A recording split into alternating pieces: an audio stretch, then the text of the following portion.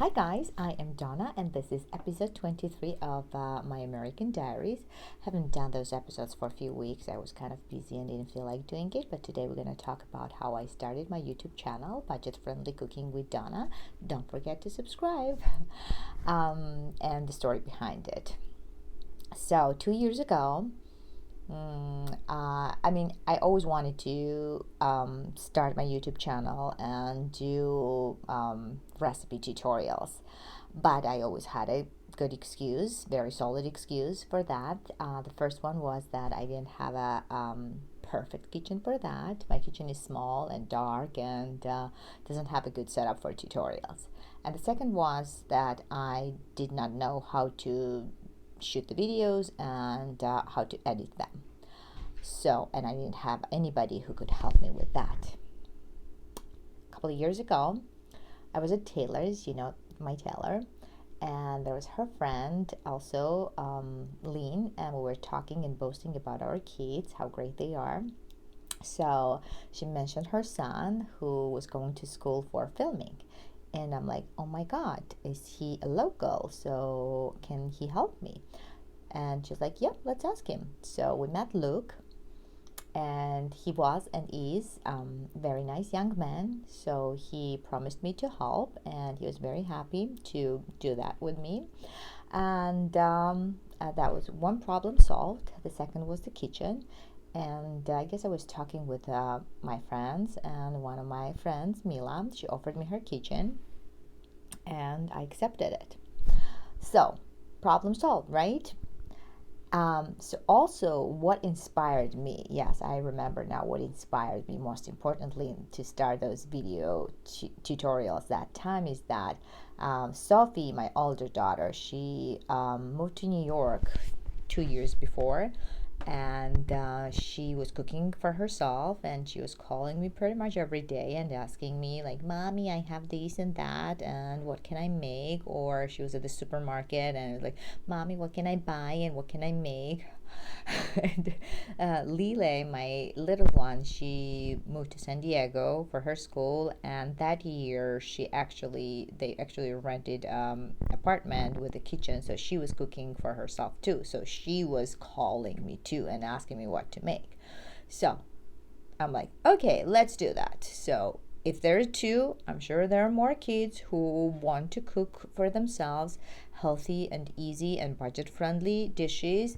And why don't I create and call it budget friendly cooking? I guess that was the idea behind that. And create the recipes that they can create under 20 minutes, under $10, healthy, and that tastes good too, because it should taste good, right? Then what's the point of cooking? So went to Mila's first episode, and I remember I made quinoa salad with feta and olives. And it was good. It was great. Except, even though I wrote down everything and I practiced in front of the mirror for hours, I still could not listen to myself what I was saying, and I was just saying some stupid things and saying lemon instead of lime when I'm holding lime. I'm like, oh, half a lemon and it's lime. 1 tablespoon and I have teaspoon in my head. I guess Luke was not listening either, so we could only listen to that like when we started to edit, when everything was over, like next day. And I could not do anything, I could not change, I could not redo it. So we just let it go. So now that I listen and watch those episodes, there are so many things that I want to change, and they are not perfect at all. But okay, I'll talk about it later. So the thing was that it was very hard to coordinate with Mila, so that the kitchen was empty and she was not there, or cleaners were not there, because one day we went there and the cleaners are cleaning and the birds are chirping and the dog and cat is there. So it was like little zoo, and the people working there are like, okay guys, you have to stop for 5 minutes, let me do that, and then you can continue. So that wasn't easy. And then Taylor offered me her kitchen too, So even though I didn't want to bother her, I had to accept that, because that even that time I thought that, oh, I cannot do it in my kitchen. So we did 4 or 5 episodes in Taylor's beautiful kitchen. And then it was still very hard because I didn't want to intrude when she was there, and I didn't have every day available, right? There was just one day a week I was available. There was one day a week Luke was available. So it was hard to coordinate. And I'm like, okay, what the fuck? Let's just do it in my kitchen. So at least we don't have to deal with that. And so we moved in my kitchen. So you all know my kitchen. Last 40 or 50 episodes, everything is in my kitchen. And so, yeah, that worked well. It was easy because I at least knew where everything was, and I could clean or just leave a mess behind after I was done.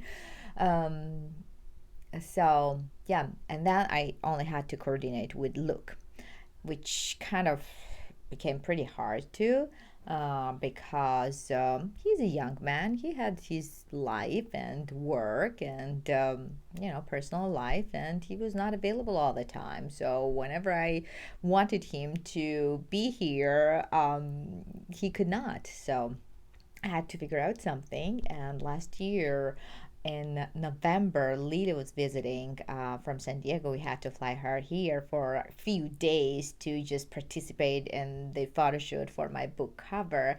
And I'm like, okay, my best friend is here from Texas. So we're gonna do Hingali video, like Georgian dumpling video, because it's a party food. And I always picture that, like, making it with friends and drinking and cooking and eating.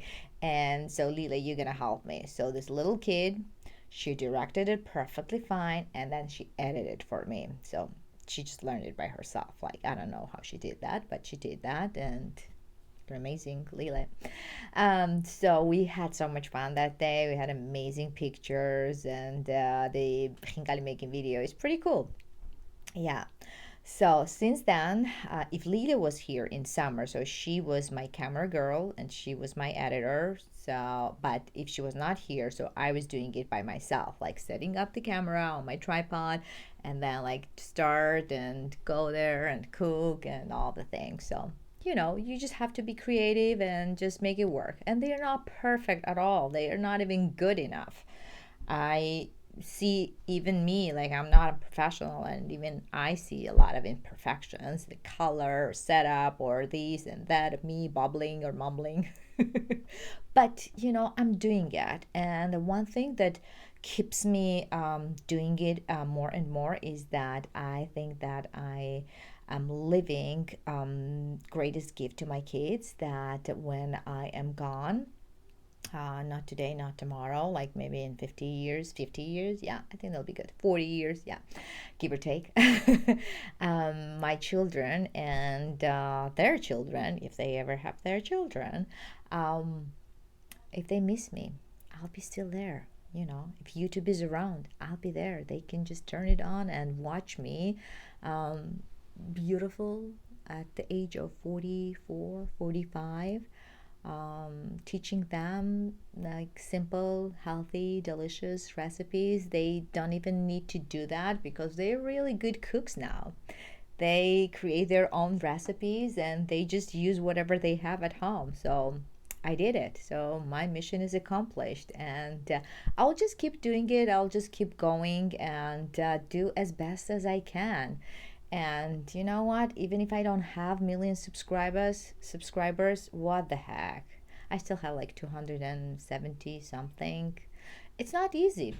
I don't know why, but it's not easy. It's not growing fast. Maybe I'm not doing the right thing, but well, it is what it is. Anyway, that's what I wanted to talk about. My YouTube channel, it's 9 minutes already. Oh my God, I have to fit under 10.